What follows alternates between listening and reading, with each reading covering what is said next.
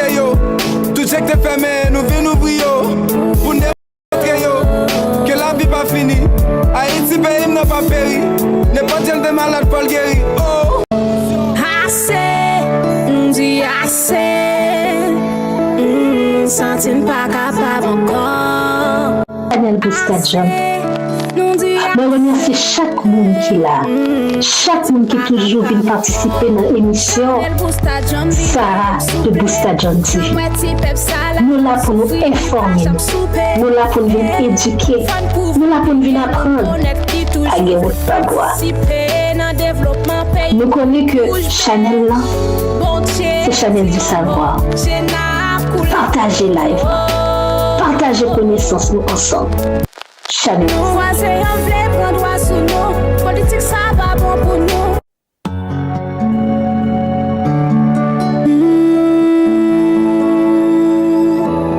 Chanel Boustadjan. Et regardez, on tisem kou vin bon là, m'pa prétend pile. Est-ce qu'on connaît un cas mélangé dans mes entités sionistes là? Là, on a parlé de entités sionistes, on a parlé d'Israël et qui supporté par les États-Unis qui se boit des bananes. Est-ce qu'on connaît Monsieur Émirats Arabes Unis qui c'est un allié pour Israël dans le Golfe là, sur route là pour aller goumer beaucoup de Iran contre Israël et les États-Unis? Ça a fait oui, mais je vais bonne information. Je date déjà, je dis année 18 mars. OK, si je date 18 mars 2026. En avance. Regardez. Monsieur Émirats Arabes Unis font remarque. Nèg yo constaté Monsieur Iranien laissé yo ka bombarder en dans Émirats Arabes Unis. Nèg yo bombarder seulement des business qui gen rapport ou bien des entreprises marronnées qui gen rapport avec États-Unis seulement. Mais nèg yo remarqué gon drone qui semble à drone Shahed monsieur Iranien yo ka bombarder des entreprises qui pas gagné pour avec États-Unis. Nèg yo dit non, n'a menon ti enquête. Selon enquête monsieur Qatar yo, c'est Israël qui a baillé des ordres là. Nèg yo imité un drone qui semblait couper tête avec pas monsieur Iranien yo, mais qui pas drone iranien. Eh bien monsieur Qatar yo énervé. Nèg yo dit yo pral obligé bombarder Israël tout. Attendez oui. Nèg yo dit yo pral goumer bon côté Iran tout pour bombarder Israël parce que Israël a baillé des ordres. Israël a mis dans jouet là. On bon ali m'dou. Pas oublier m'dou, c'est en dans Qatar ou bien en dans Émirats Arabes Unis, gen 3 bases militaires américaines qui contrôlent des toits d'Hormuz. Et bien jodi là Qatar décide de lever camper parce que Israël a mis dans jouet là sous dos iranien. C'est ça vinn bon. L'homme fin baoul ou pral le temps de la presse occident ou aller pas faire pile bruit mais Zuni baoul avant. Connecté avec nous regardez. Toujours qui ton petit commentaire. Regardez ou mettre ban mon petit lettre seulement. Là regardez, là bagay nan même. Tout simple. Et puis allons-y ni ça papa. Bonjour, bonsoir compatriotes. Là, pour moi, ce n'est pas une statue, c'est un corps humain pétrifié. Si vous voulez en apprendre un peu plus sur la pétrification des humains, regardez la vidéo jusqu'à la fin. Allez, bye! Ils t'ont encore menti. Ils t'ont dit que ces statues avaient été sculptées. À la main. Par des hommes, avec des marteaux et des ciseaux. Mais ouvre les yeux. Regarde bien. Comment expliquer qu'une statue de la Renaissance porte des veines sous la peau, des traces de doigts figés, des muscles tendus, comme si le corps était encore vivant? Comment expliquer que des visages expriment la douleur, la peur, la colère, comme si l'âme était encore piégée dans la pierre? La vérité, c'est qu'elles n'ont pas été sculptées. Elles ont été pétrifiées. Un ancien monde existait avant le nôtre. Un monde immense, peuplé de géants, d'arbres qui touchaient le ciel, de créatures aujourd'hui effacées. Et un jour, quelque chose s'est produit. Un cataclysme énergétique. Un déluge de silence. Et ce monde a été figé dans la pierre. Regarde ces montagnes. Tu crois voir des rochers. Mais ce sont des corps endormis. Des visages couchés, recouverts de mousse. Des mains pétrifiées, dressées vers le ciel. Des pierres volcaniques, qui sont en réalité des organes géants minéralisés. Et ces arbres pétrifiés que l'on trouve en Afrique, en Arizona ou en Russie, ce ne sont pas des arbres morts.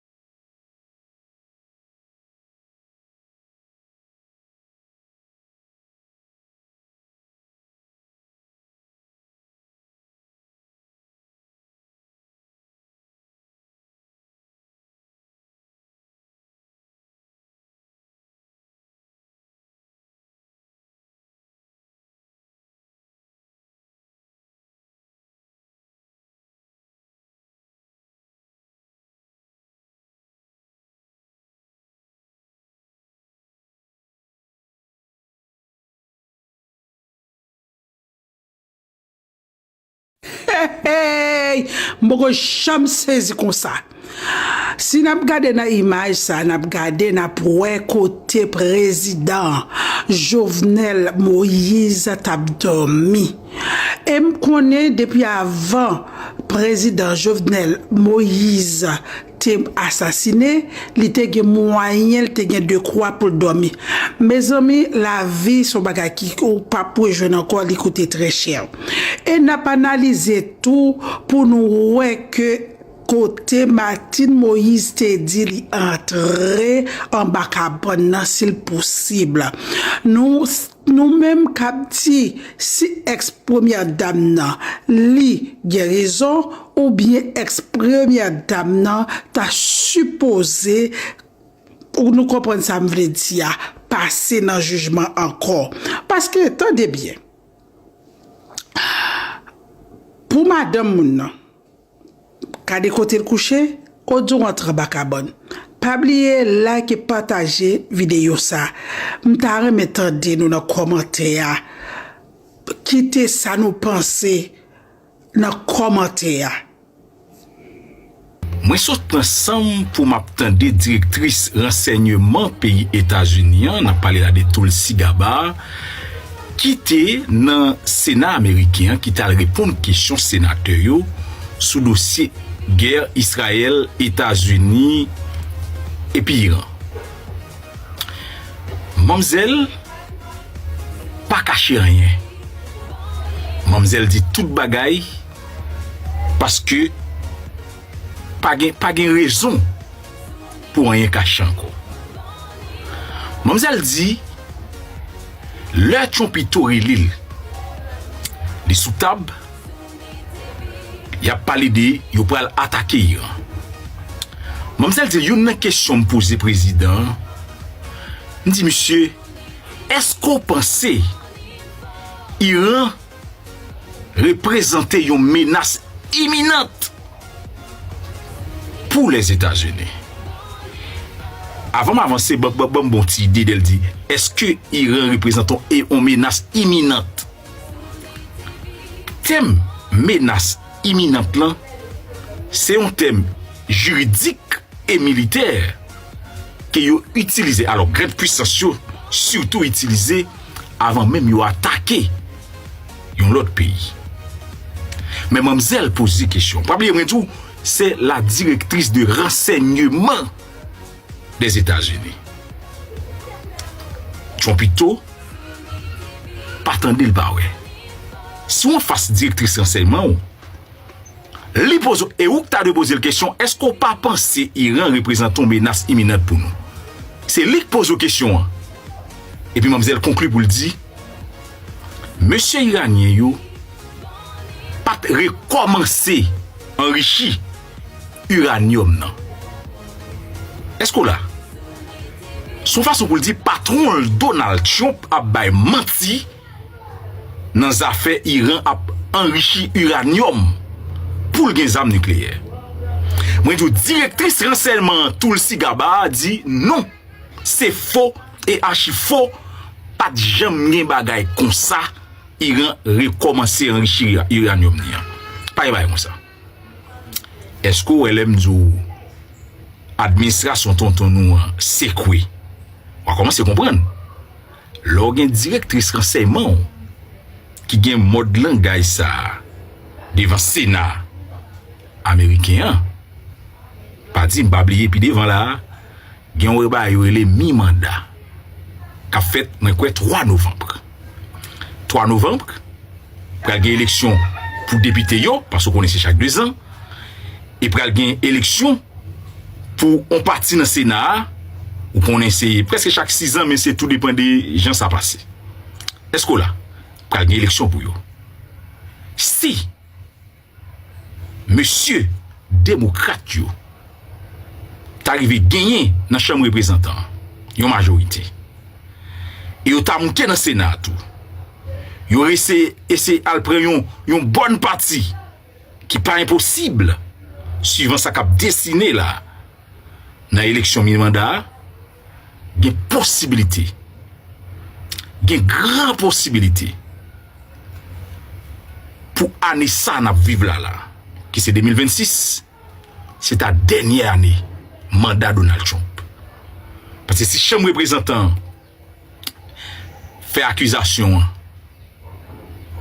chambre Sénat joue une majorité, moi quoi 2-3 et chaviré président, nous pas gagner Chompito dans l'année 2027 là comme président. C'est une analyse qui pas impossible. OK? Qu'une vidéo ça ou peut-être a besoin parce qu'on connaît. Nous toujours fait analyse nous qui tombe Jean-Noël là. Qu'une vidéo ça non. Restez connecté à une vidéo qui vient après ça la plus belle. 13 milliards de dollars. C'est le montant que la marine des États-Unis pourrait ne jamais récupérer, ni en acier, ni en technologie, ni dans cette immense puissance flottante qui naviguait autrefois à travers les océans. Le navire qui représentait cette valeur était l'USS Gerald R. Ford, un bâtiment qui représentait bien plus qu'un simple navire de guerre. Chaque fois qu'il apparaissait près d'une côte, ou entrait dans une zone maritime stratégique, les gouvernements de la région comprenaient immédiatement le message. Le navire lui-même était un symbole de la puissance militaire américaine.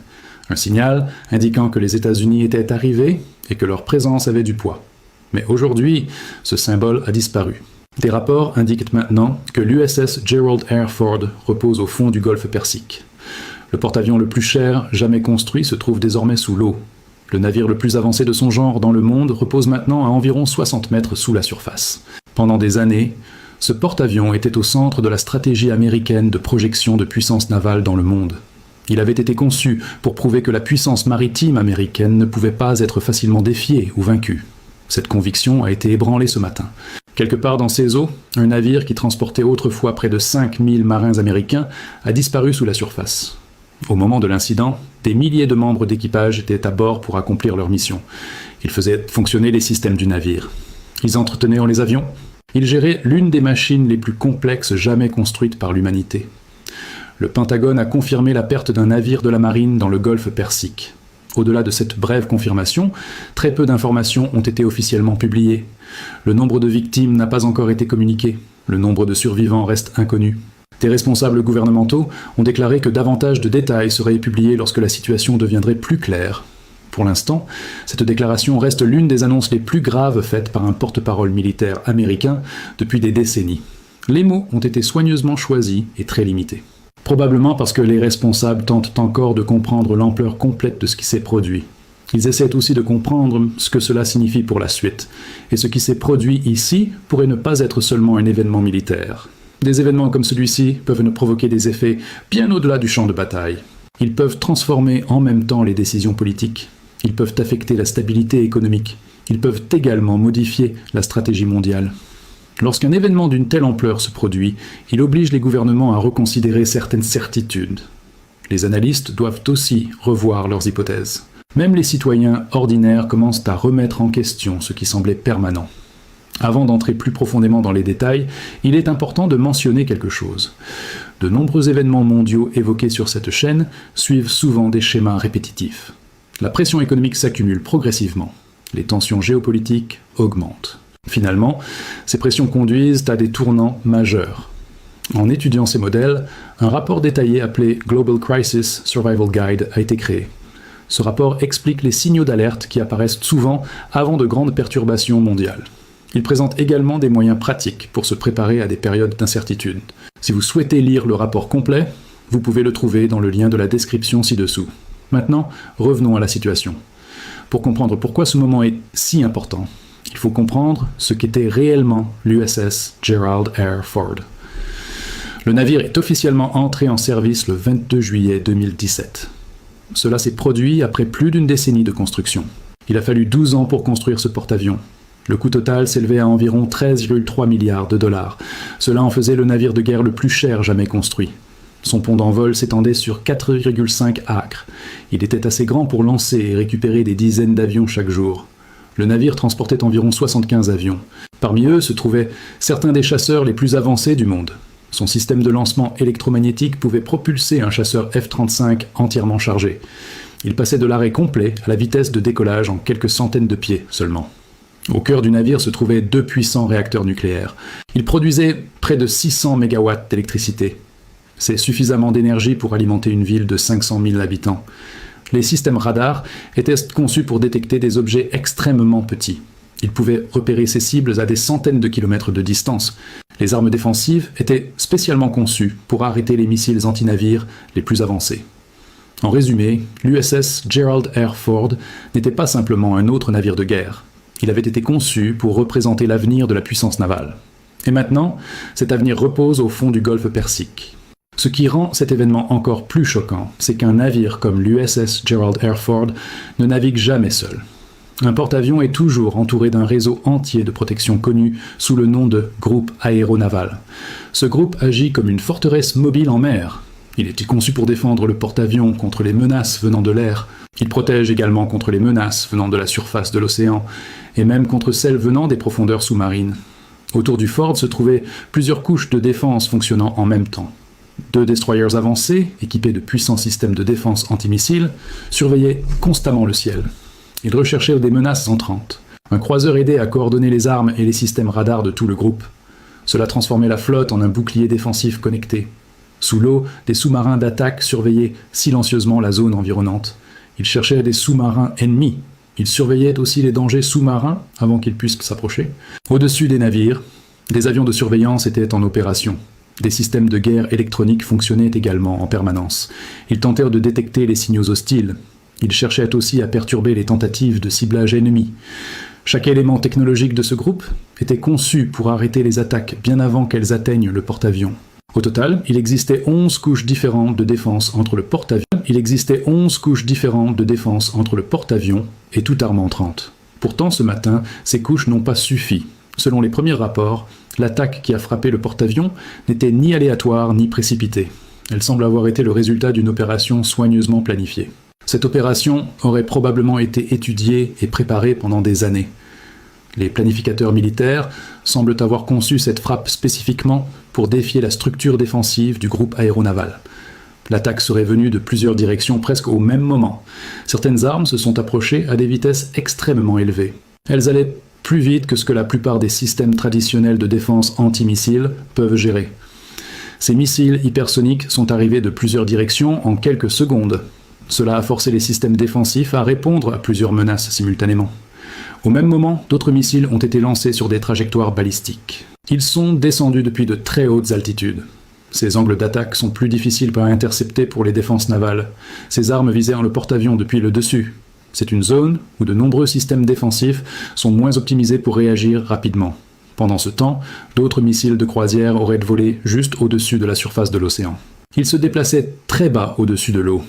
Cette trajectoire leur permettait de rester cachés sous la détection radar le plus longtemps possible. Lorsque ces missiles sont finalement apparus clairement sur les écrans radars, la distance restante était déjà très courte. Au total, la frappe a combiné plusieurs types d'armes venant de plusieurs directions. Toutes sont arrivées en quelques secondes seulement. Cette stratégie a forcé les systèmes défensifs à diviser leur attention. Ils ont dû réagir presque simultanément à des menaces, se déplaçant à différentes vitesses et à différentes altitudes. Malgré les 11 couches de protection autour du groupe aéronaval, l'attaque semble avoir réussi à percer les défenses. Pour comprendre pourquoi cela est si important, il faut considérer l'ampleur de ce qui a été perdu. La marine des États-Unis exploite au total 11 porte-avions. Le Ford appartient à la classe la plus récente de porte-avions. Cette classe représente la prochaine génération de technologie navale américaine. Seuls quelques navires de cette classe existent actuellement. D'autres sont encore en construction. La plupart des porte-avions restants appartiennent à la classe Nimitz. Ce sont des navires qui servent depuis des décennies. Ils ont été conçus il y a de nombreuses années. Ils ont été modernisés plusieurs fois au fil du temps. Mais ils n'ont jamais été entièrement redessinés. Remplacer un navire comme le Ford n'est pas simple. Dans des conditions idéales, en construire un autre prend plus d'une décennie. Le coût dépasse les 13 milliards de dollars. Même avec un financement illimité, le système industriel qui construit ces porte-avions a ses limites. Il existe essentiellement un seul grand chantier naval aux États-Unis capable de construire des porte-avions à propulsion nucléaire. Il s'agit de Newport News Shipbuilding en Virginie. Les ingénieurs qui conçoivent ces navires possèdent des compétences très spécialisées. Les soudeurs et les techniciens qui travaillent sur ces projets sont également hautement qualifiés. Cette main-d'œuvre ne peut pas être agrandie du jour au lendemain. Pour cette raison, remplacer le porte-avions perdu ne peut pas se faire rapidement. Le calendrier de production signifie que le vide laissé derrière lui restera pendant des années, et ce vide crée un défi majeur. La marine américaine fait normalement tourner ses porte-avions dans le monde selon un calendrier soigneusement équilibré. Un groupe aéronaval est déployé, un autre se prépare à être déployé, un troisième revient d'opération et entre en maintenance. Ce système de rotation permet à la marine de maintenir une présence constante dans les régions clés. Avec la perte d'un porte-avions, ce système devient plus difficile à maintenir. Cela signifie que certaines régions du monde pourraient ne plus voir la présence d'un porte-avions américain lorsqu'elles en avaient habituellement un. L'un de ces endroits pourrait maintenant être le golfe Persique lui-même. La situation dans le golfe Persique est maintenant entrée dans un territoire complètement nouveau. Pendant des décennies, les porte-avions ont été la pièce maîtresse de la présence militaire américaine dans la région. Leurs immenses ponts d'envol attiraient immédiatement l'attention. Leurs avions de chasse représentaient une puissance aérienne impressionnante. Les navires d'escorte qui les entouraient formaient une protection constante. Tout cela servait de rappel visible que les États-Unis pouvaient réagir rapidement à presque toute menace dans la région. Mais après ce qui s'est produit ce matin, envoyer un autre porte-avions dans les mêmes eaux n'est plus une simple décision opérationnelle. Cela devient une décision politique beaucoup plus importante. Les chefs militaires peuvent recommander différentes stratégies. Cependant, les responsables élus et la direction nationale doivent évaluer les risques. Cela est particulièrement vrai après la perte d'un navire transportant des milliers de marins. Lorsqu'un navire aussi puissant et fortement protégé que l'USS Gerald R. Ford peut être détruit, chaque gouvernement observant cet événement commence à poser la même question difficile. Si quelque chose comme cela peut arriver au porte-avions le plus avancé jamais construit, qu'est-ce que cela signifie pour tous les autres navires opérant dans la région ? Cette question ne reste pas seulement dans les cercles militaires, elle se propage rapidement à travers les gouvernements. Elle atteint également les marchés financiers.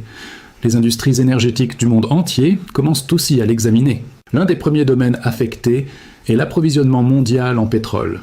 Environ 20% des expéditions quotidiennes de pétrole dans le monde traversent le golfe Persique.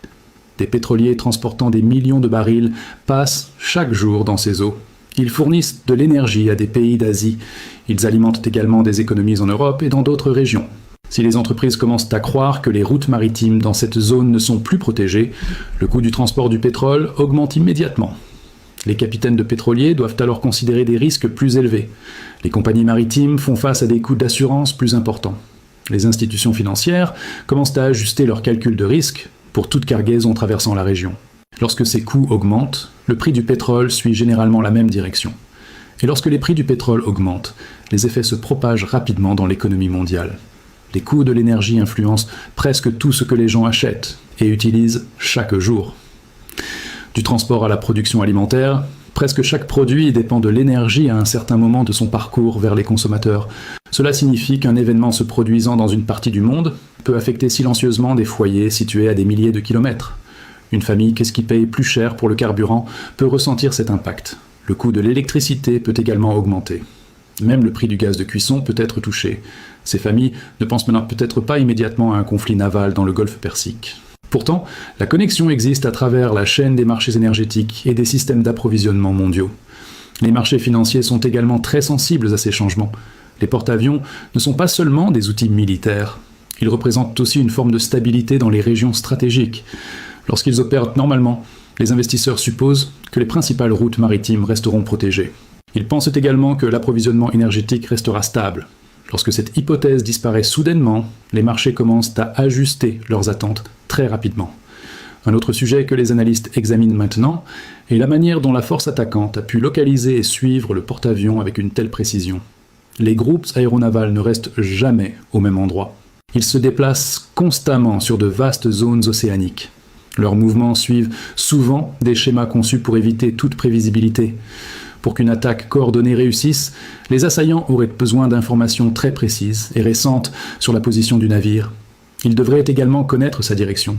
Sa vitesse serait aussi une information essentielle. Ce type de données de ciblage nécessite généralement des capacités de surveillance avancées. Cela peut inclure des satellites.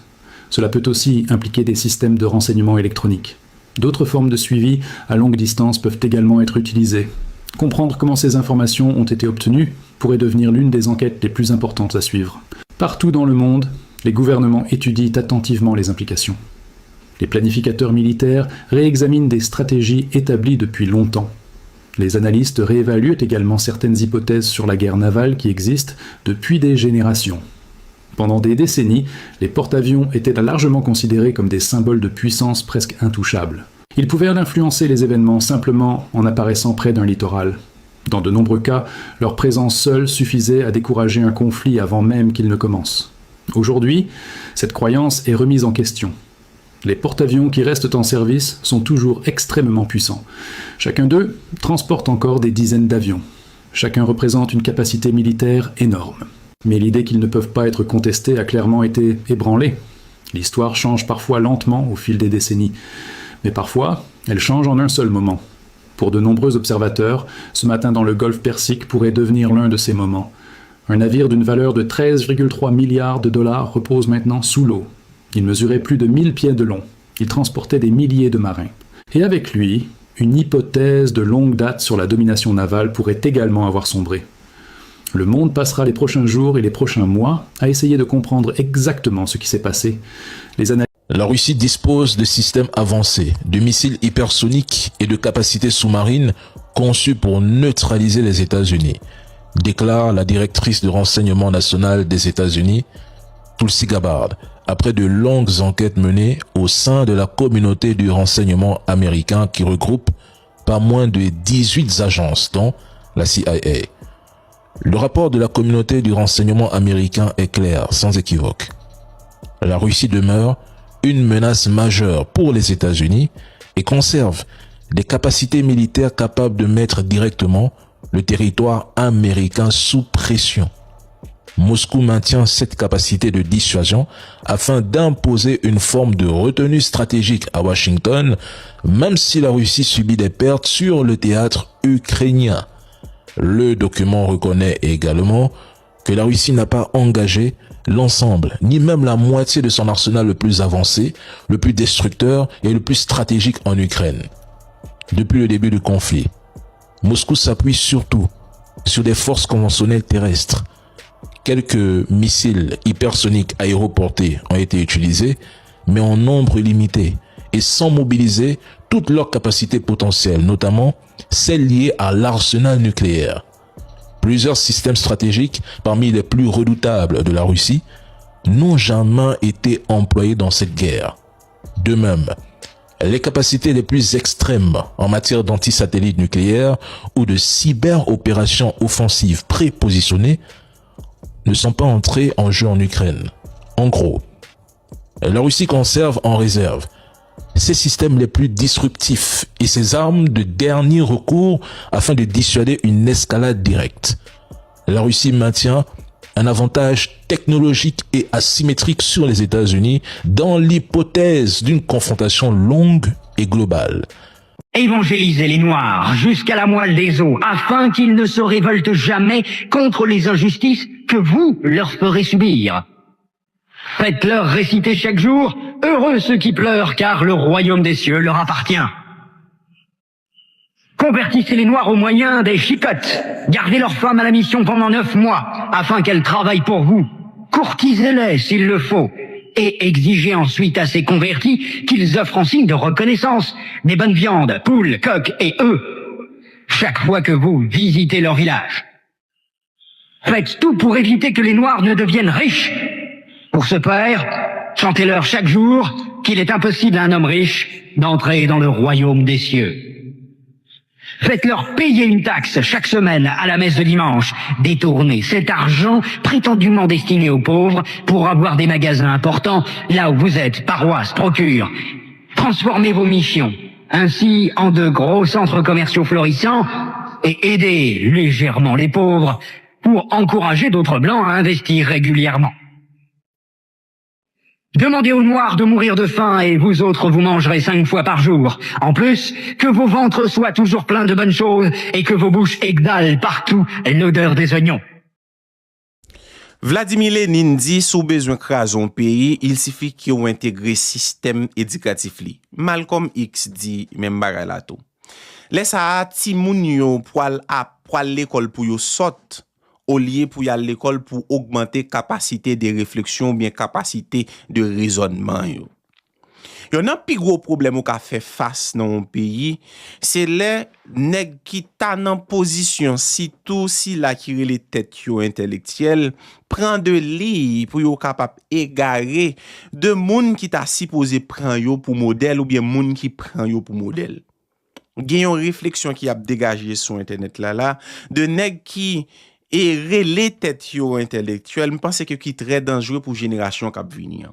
Ou gen impression nek ça ou gen une mission spécifique, mission yo c'est fait haïtien rayi Haïti. Yo dévaloriser pays ya, yo vle retirer identité ou. Yo vle retirer souye, yo vle faut comprendre que sans États-Unis ou pas rien. Ou pas supposé émettre une réflexion contraire, ou pas supposé gagner une idéologie contraire par rapport avec politique extérieure des États-Unis. Yo faut croire que pour que c'est en Amérique ou tout bagay États-Unis fait ou supposé supporter États-Unis. Ou pas même gen droit pour émettre une réflexion même si ou gen capacité pour capable venir pour défendre idée qui ou vinn avec. Je pense que c'est très dangereux. Mais encore l'autre fois, on pas gagner on ka fait avec moun sa yo parce que c'est deux moun qui apprennent saute. Si ou pas bien avec un moun, peut-être yon moun pas bien avec ou son reste moun. C'est peut-être ça moun sa yo c'est projet moun yo ye. Yo pas moun, c'est pas deux moun qui fin moun vrai. Maintenant pour faire attention avec ça ou attendez. Et m'a continuer dire ou même bagay la état que jeune garçon, jeune fille ou gen droit pour émettre réflexion pa ou depuis ou gen capacité pour défendre thèse pour défendre idée qui ou vinn avec. Dans guerre entre États-Unis avec Iran ou pas obligé pour Iran ou pas obligé pour États-Unis comme ça ou ka gen ou gen droit pour Iran ou gen droit pour États-Unis parce que guerre ça li influencer ou la continuer influencer ou chaque jour qu'a passé.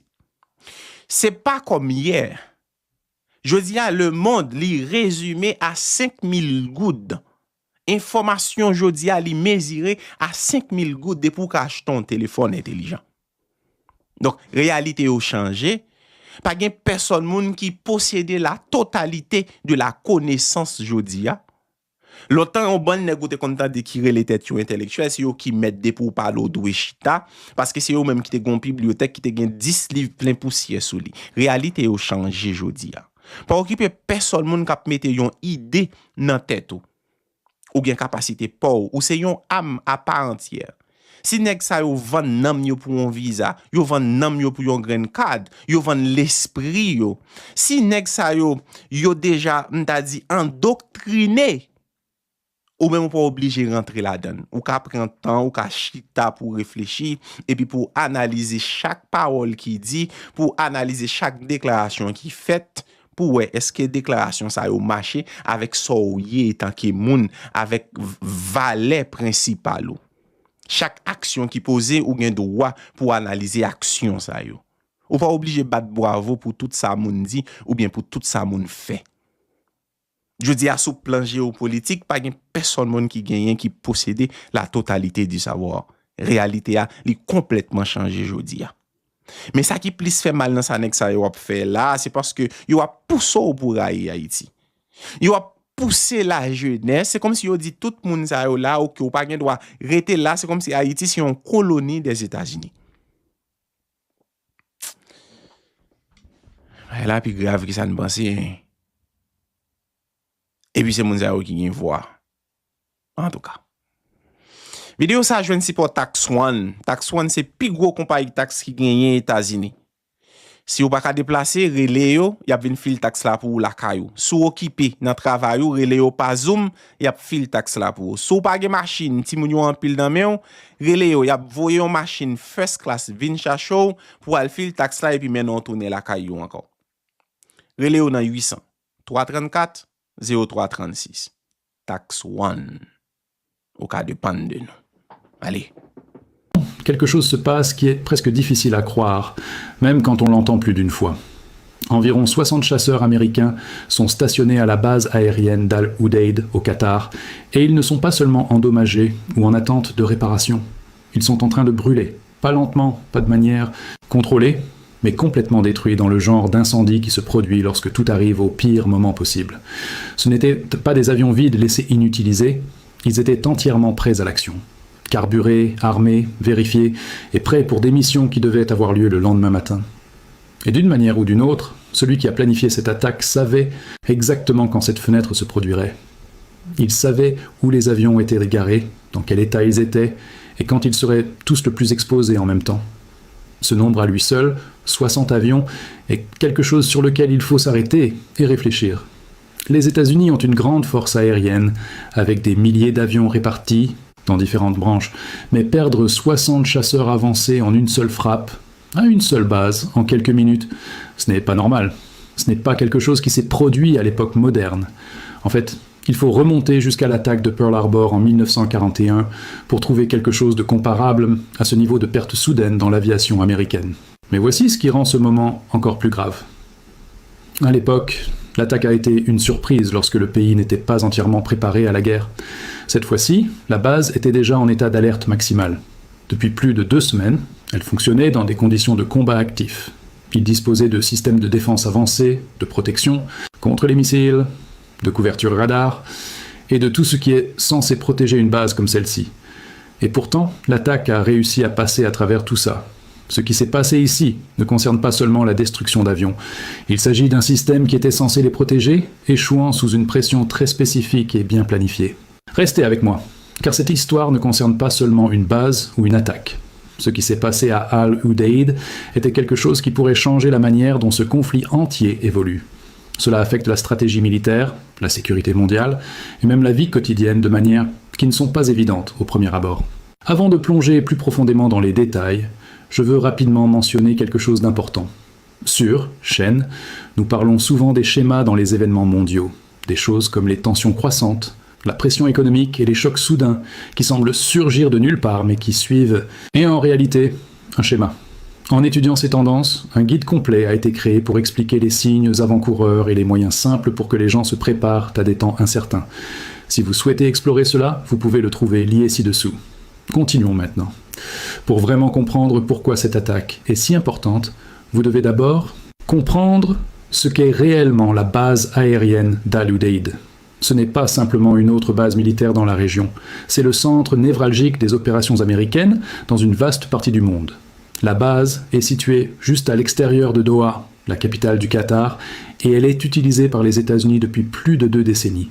C'est immense, construit pour accueillir presque tous les types d'avions de la flotte américaine.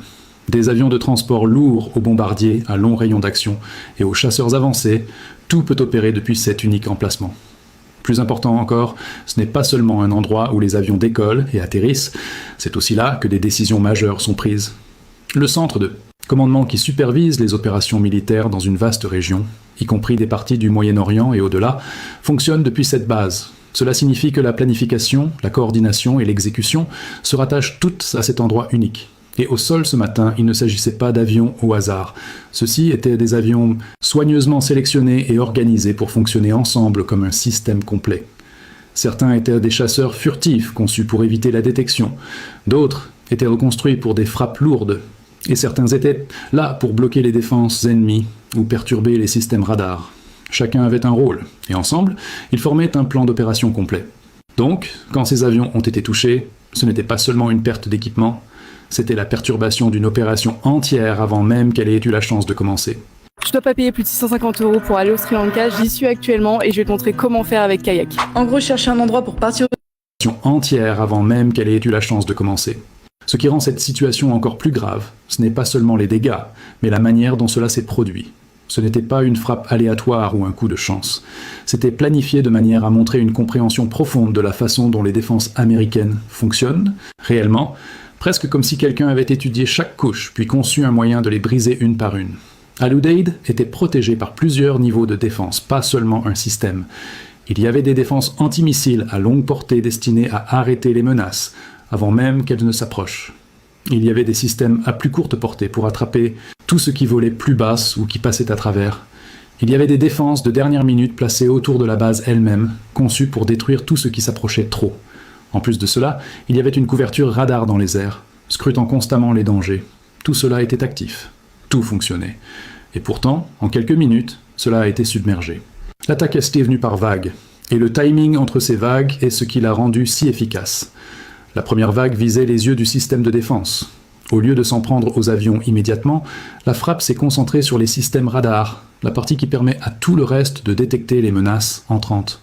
Une fois que ceux-ci étaient endommagés ou neutralisés, le reste des systèmes de défense étaient toujours là, mais ils étaient essentiellement aveugles. Juste après cela, une deuxième vague a suivi presque immédiatement, se déplaçant à une vitesse extrêmement élevée. Ces armes étaient conçues pour frapper avant que les systèmes ne puissent se rétablir ou se réinitialiser. Avec les principaux systèmes de détection déjà affaiblis, il y avait très peu de temps pour réagir. Puis vint la phase suivante, qui s'est déplacée à basse altitude, restant sous ce qui restait de la couverture radar. Ces frappes ne visaient pas des cibles au hasard. Ils frappèrent des emplacements précis, des rangées spécifiques où les avions étaient stationnés. Ce niveau de précision ne se produit pas par hasard. Cela nécessite des informations en temps réel ou des données très récentes sur ce qui se trouvait sur le terrain et où. En même temps, une autre partie de l'attaque a touché des zones de soutien comme les dépôts de carburant et les zones de maintenance. Il ne s'agissait pas seulement de détruire des avions. Il s'agissait de s'assurer que, même si quelque chose survivait, cela ne pourrait pas être utilisé de sitôt.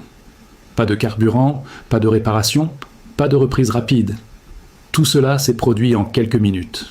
Plusieurs couches de défense, construites pour protéger l'une des bases les plus importantes de la région, ont été contournées dans une séquence qui semblait presque répétée. Et cela soulève une question très inconfortable. Comment savaient-ils autant de choses ? Savoir où se trouvent les bâtiments, c'est une chose. Cela peut être vu depuis les satellites. Mais savoir quels avions sont prêts pour les missions, lesquels sont ravitaillés, et exactement quand ils sont les plus vulnérables, est un niveau d'information différent. Ce genre de détail provient généralement de sources internes, de communications interceptées, ou des deux. Quelle que soit la source, cela signifie que cette attaque ne concernait pas seulement la puissance de feu. C'était aussi une question d'intelligence, de planification et de synchronisation, travaillant ensemble à un très haut niveau. Maintenant, réfléchissez à ce que cela signifie pour les opérations aériennes en cours. Jusqu'à présent, la puissance aérienne a été l'un des principaux outils utilisés dans ce conflit. Des avions effectuant des missions quotidiennes, menant des frappes, soutenant des opérations dans toute la région. Et une grande partie de cette activité était lancée depuis cette seule base. Les avions qui ont été détruits ne constituaient pas l'ensemble de la force, mais ils étaient une partie clé de ce qui était prévu ensuite. Les remplacer n'est pas simple. Déployer de nouveaux avions dans la région prend du temps, nécessite de la coordination et des systèmes de soutien comme les avions de ravitaillement, qui ont déjà été réduits plus tôt dans le conflit. Même si des remplaçants arrivent, ils atterriront sur une base qui vient de montrer sa vulnérabilité. Cela change la façon dont les pilotes pensent, comment les missions sont planifiées et combien de risques les commandants sont prêts à prendre. Les missions ne s'arrêteront pas complètement, mais elles changeront. Ils peuvent devenir plus lents, plus prudents et moins agressifs. Et dans une situation comme celle-ci, même de petits changements de rythme ou de confiance peuvent avoir un grand impact sur le résultat global. Maintenant, déplacez l'attention un instant de l'aspect militaire au pays où tout cela se déroule. Le Qatar n'est pas seulement un point sur la carte. C'est un petit mais très important pays qui a passé des années à construire sa position dans l'économie mondiale. Depuis quelques semaines, il essaie de rester dans une position très prudente, accueillant une grande base américaine tout en ne s'impliquant pas pleinement dans le conflit. Mais après ce qui s'est passé aujourd'hui, cet équilibre devient beaucoup plus difficile à maintenir. Quand une frappe comme celle-ci se produit sur votre terre, ce n'est plus quelque chose de lointain. Cela devient une partie de votre réalité. Et cela change la façon dont le monde vous voit, comment les investisseurs réagissent et comment les habitants de cet endroit se sentent en matière de sécurité. Les marchés réagissent rapidement à l'incertitude, et ce genre d'événement en crée beaucoup. Les systèmes financiers, les investissements et même les décisions commerciales quotidiennes commencent à changer lorsque le risque augmente soudainement. Ce qui s'est passé sur cette piste ne reste pas sur cette piste. Ces effets se répandent déjà, touchant des zones que la plupart des gens ne relieraient pas immédiatement à une frappe militaire. Maintenant, prenez du recul et regardez jusqu'où l'impact de cet événement unique s'étend vraiment, car il ne s'arrête pas à la base, ni même au pays où il s'est produit. Ce qui a brûlé sur cette piste affecte déjà des choses bien au-delà du monde militaire. Le Qatar ne se contente pas d'accueillir une base, c'est l'un des plus grands fournisseurs de gaz naturel au monde. Une grande partie de l'Europe dépend de cette fourniture, surtout après avoir perdu l'accès à d'autres sources ces dernières années. Et jusqu'à présent, une partie de ce système énergétique était protégée par les mêmes avions qui ont été détruits. Ces chasseurs ne restaient pas inactifs. Ils effectuèrent des missions pour sécuriser l'espace aérien, surveillant les menaces et aidant à prévenir les attaques contre les installations énergétiques. Avec ces avions partis, même temporairement, cette couche de protection est réduite. Et quand la protection diminue, le risque augmente immédiatement. Les marchés de l'énergie réagissent rapidement. Les prix n'attendent pas de longues explications ou de déclarations officielles. Au moment où l'incertitude apparaît, les chiffres commencent à bouger. Et lorsque les prix de l'énergie augmentent, cela n'affecte pas seulement un pays. Cela se propage à travers les industries, les chaînes d'approvisionnement et la vie quotidienne. Pensez à quel point tout est interconnecté. Une usine dans une autre partie du monde dépend de coûts énergétiques stables pour fonctionner sans accroc. Lorsque ces coûts augmentent soudainement, la production devient plus coûteuse. Ce changement avance pas à pas, des matières premières aux produits finis, jusqu'à atteindre les gens ordinaires qui achètent des articles du quotidien. Quelqu'un qui achète un téléphone, une voiture, ou même des biens de première nécessité pourrait remarquer une augmentation des prix sans en connaître la raison. Mais la chaîne remonte souvent à des événements comme celui-ci, une perturbation à un endroit provoquant des pressions ailleurs. Et ce n'est pas seulement l'énergie. La confiance mondiale en prend également un coup. Lorsqu'une base considérée comme hautement sécurisée est frappée de cette manière, cela oblige les gouvernements et les planificateurs militaires partout dans le monde à repenser leurs hypothèses. D'autres pays observent de près, pas seulement les alliés, mais aussi les rivaux.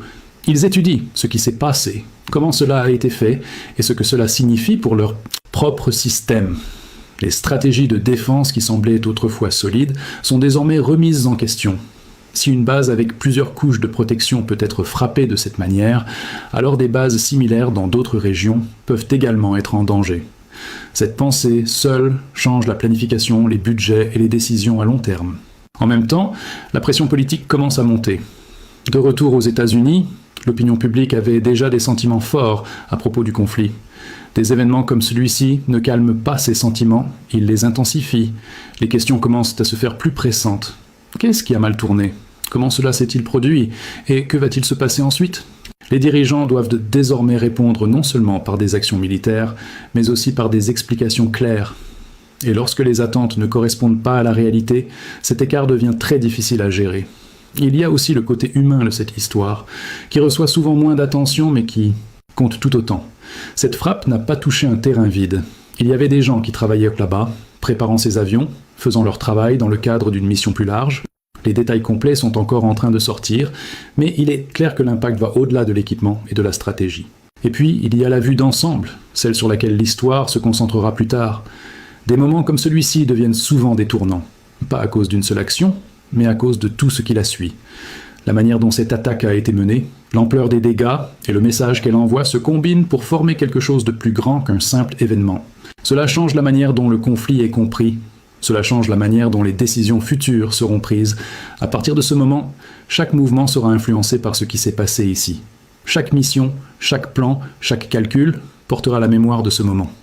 Et c'est pourquoi ce n'est pas juste une autre mise à jour dans une situation en cours, c'est un tournant.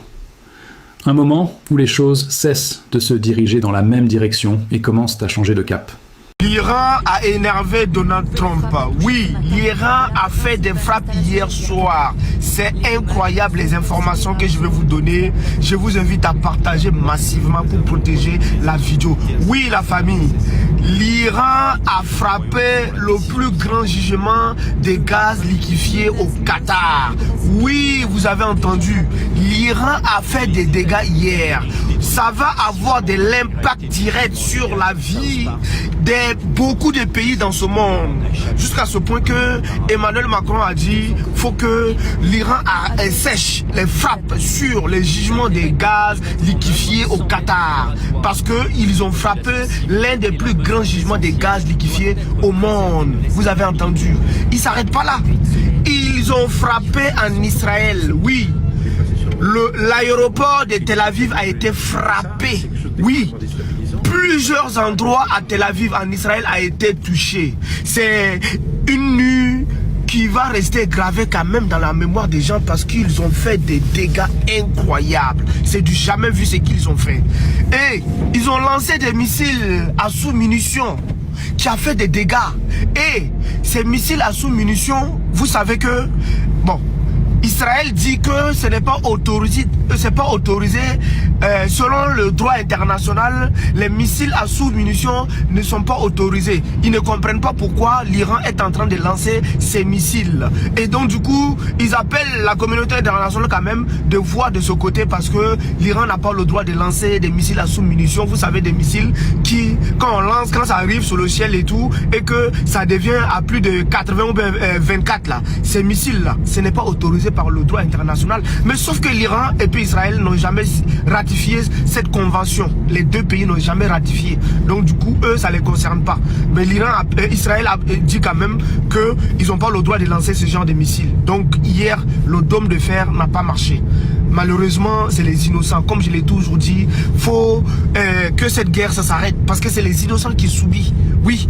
Donc la famille partage la vidéo iraniennes, des missiles porteurs de munitions à dispersion sont visibles dans le ciel. Ces petits groupes se dispersent dans des zones civiles de Tel Aviv, comme ici à l'est de la ville à Ramat Gan. Cet appartement du rez-de-chaussée est complètement détruit.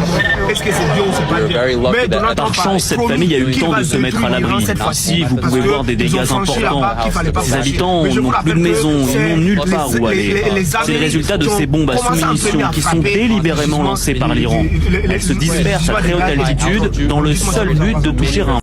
Ou même qui pas jamais connaît pour quelle raison Pasteur Moïse était en prison, eh bien, tant de textes ça, et on vient comprendre, ça qui a passé dans le pays d'Haïti, c'était un plan qui était écrit pour nous, mais en plus, nous peut-être, nous pouvons pas faire, ou bien nous t'ai fait tout, mais nous pouvons pas connaissance. Sorti 15 novembre 1884 pour arriver 26 février 1885, qui est donc 14 semaines et 5 jours dans Berlin. Allemagne, chef pays européen, et puis États-Unis, comme observateur, étaient rassemblés dans une direction Otto von Bismarck pour décider qui j'en y a divisé l'Afrique. Dans 14 pays qui étaient participés, pas même gagné, un leader africain qui était là. Et c'est ça qui était décidé de casser les frontières sans peuple à pas tout court. Eh bien, c'est même plan ça, jodi an, nèg yo a exécuté en Haïti. Mais plan, comment pour empêcher Haïti de développer? Si vous voulez empêcher Haïti de développer, vous n'avez pas besoin d'inventer une nouvelle stratégie. Un plan déjà inscrit, testé, et marché très bien avec succès. Commencez par assurer Haïtiens yo pas jamais unis. Puis bon façon pour faire ça, c'est qu'un yo divisé entre moun milat ak moun noir, moun en haut ak moun en bas, nèg ville, nèg Port-au-Prince. Et puis ba yo différentes religions. Si jamais commencer travailler ensemble, rappelez yo tout vieux conflit, trahison qui te gagné entre eux. Financer gouvernement gang avec différents secteurs qui pour mettre yo dos à dos. Kembe yo nan un conflit qui pas jamais fini. Fait chaque fois yo fait un pas en avant, fait yo fait un pas en arrière parce que yo trop occupé dans goumen yon ak. Mettez l'idée k'ap servi intérêt étranger, mais pas intérêt peuple. Cherchez moun k'ap fait corruption qui plus facile pour manipuler. Moun qui envie riche, moun qui veut titre au lieu progrès pour pays. Offrir pouvoir en échange de loyauté. Si yon leader qui vini et puis qui soucie des pays, retirez le sous tout. Tout yel si ça nécessaire. Si ça trop compliqué, déstabiliser le gouvernement liant et puis supporter un coup d'État. Si y a parlé de nationaliser les ressources, ça veut dire faire tout bien yo vin pour bien l'État, tracer un exemple sur yo. Si y a essayé uni Haïti, éliminer yo avant l'idée ça a été engagé. Kembe Haïti faible économiquement et puis assurer qu'elle pas jamais industrialisé. Quitter yo exporter matières premières mais pas jamais permettre yo transformer pour compte yo. Contrôler mine yo, pétrole yo, minéral rayo. Kembe yo ap vendre bon marché et puis faire yo acheter cher. S'il t'a essayé de libérer tête li ou bâti propre industrie par li, ça pote li. Mettez sanctions, déstabiliser l'argent li, financer opposition locale là, craser économie li. Si ça pas marché, organisez une guerre civile. Parce que peuple qui a battu pour survivre, pas qu'à construire l'avenir. Assurer le système d'éducation produit seulement travailler, pas innovateur. Faire penser qu'il tire ces bagailles primitifs. Faire connaître que anciens ancêtres c'est sauvage. Avenir dépend des probations étrangères. Former pour mémoriser, mais pas pour réfléchir. Et puis pour te critique, rendre là qui est bon et qui est brillant, à chercher une opportunité à l'étranger. Faire rêver quitter Haïti au lieu pour yo ranger. Offre yo bourse d'études pour faire ça qui gagne cerveau quitter pays. Et puis pour yo pas jamais retourner encore. Quitter pays à former docteur et ingénieur pour yo aller enrichir l'autre nation. Contrôler narratif yo qui donc y a répété chaque jour. Contrôler médias pays.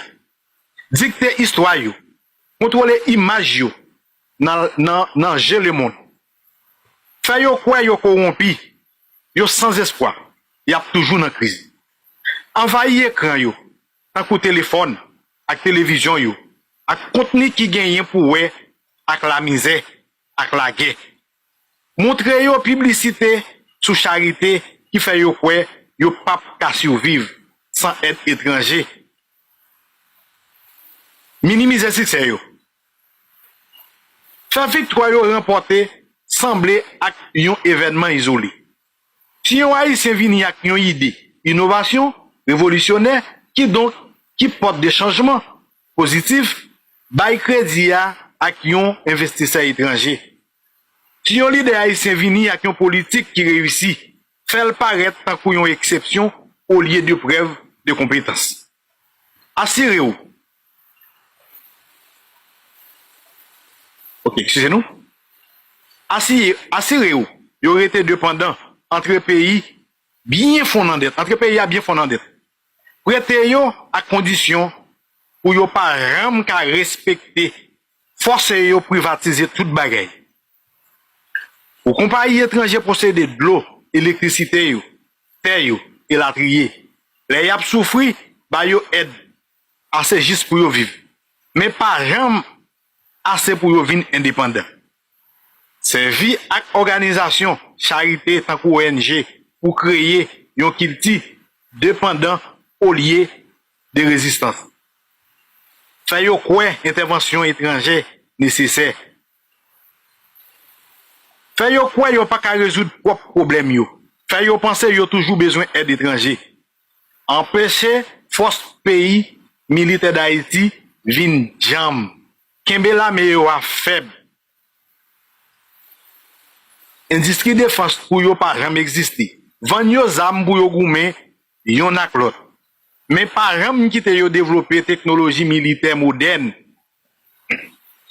Si yo essaye bâtir une force défense solide, acquise li comme yo menace pour stabilité yo. Fait yo toujours besoin de force étrangère avec base militaire pour faire la paix. Conseiller étranger qui pour contrôler insécurité yo. Kembe yo vulnérable pour n'envahir yo. Fait coup d'état avec intervention étrangère. Formule simple. Diviser. Corruption. Exploiter. Mal éduquer yo. Contrôler yo. Kembe yo ap goumen yon ak l'autre. Fait yo toujours compter sur étranger pour jouer une solution pour pays ya. Kembe yo pauvre, dépendant, insécurité.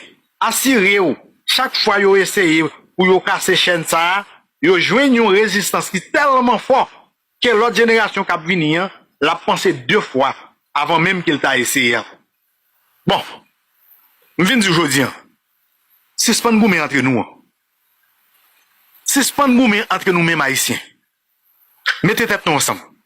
Et si nous ne pas faire ça, c'est bien malheureux. Nous pourquoi sortir? Et je dis à vous pour qui raison pasteur Moïse dans la prison. C'est parce que monsieur te voulait développer Bola Kaili. C'est parce que monsieur t'a fait agriculture. C'est peut-être ça qu'il mette monsieur dans la prison. Et ça qui pire hein. Ou pas dire comme ça. Majorité président qui passe dans le pays, c'est parce que ils ont été des corrompus. Et ils ont besoin de moun sa yo même. Parce que son plan qu'a exécuté. Là où ça m'a porté dans le pays, à tout pas dire qu'on écoute le sorti. Eh bien, c'est 14 pays qui chita ensemble. Et dans 14 pays, ça yo, les États-Unis d'Amérique est là. Canada est là. La France est là. Allemagne est là.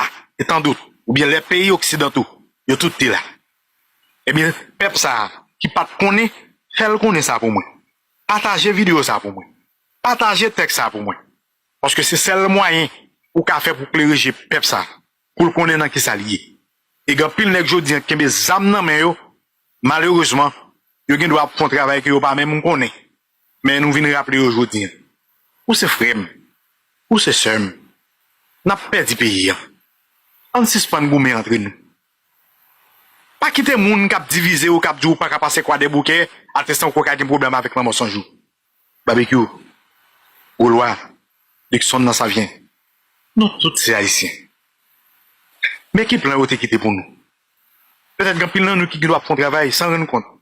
Peut-être même sans vouloir. Mais je dis, alors fin de texte ça. On pense à poser cette question. Ou pas qu'un autre pays, mon frère. Pays ça, c'est pays PAM. Et c'est pays PAO. On nous redéfinit bagaille.